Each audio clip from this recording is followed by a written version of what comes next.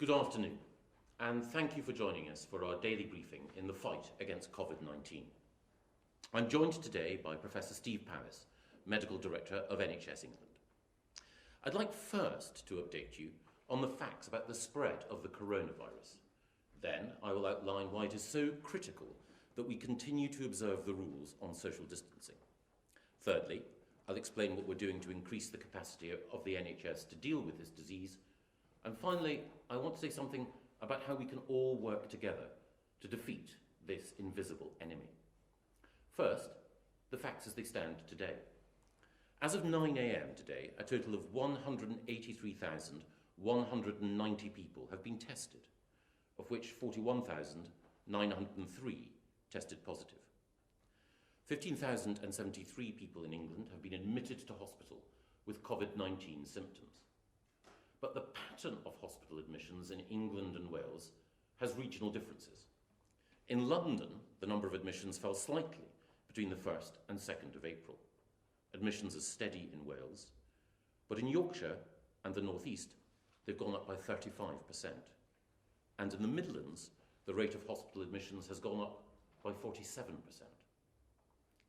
708 people have sadly lost their lives as a result of Covid-19, the highest daily total yet recorded.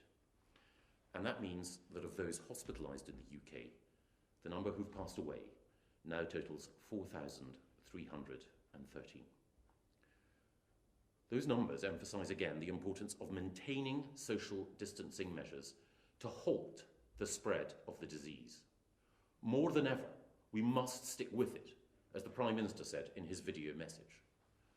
Now, I know that life under lockdown can be challenging, and some will be tempted on this sunny weekend to venture out and about. But, as the Health Secretary underlined yesterday, if we relax our adherence to the rules, we increase the risk for others.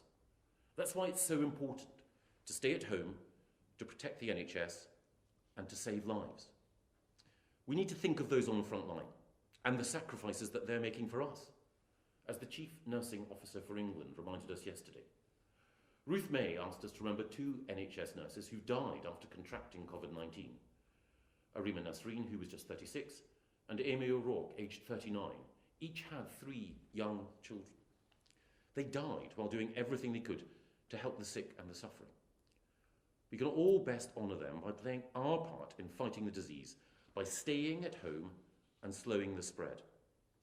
7 healthcare professionals have now lost their lives to Covid-19, and we offer our heartfelt condolences to their grieving families and to the many others mourning the loss of loved ones.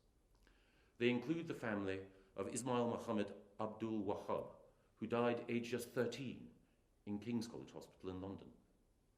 His mother and siblings are showing symptoms of the virus, and they were unable to say their final goodbyes at his funeral.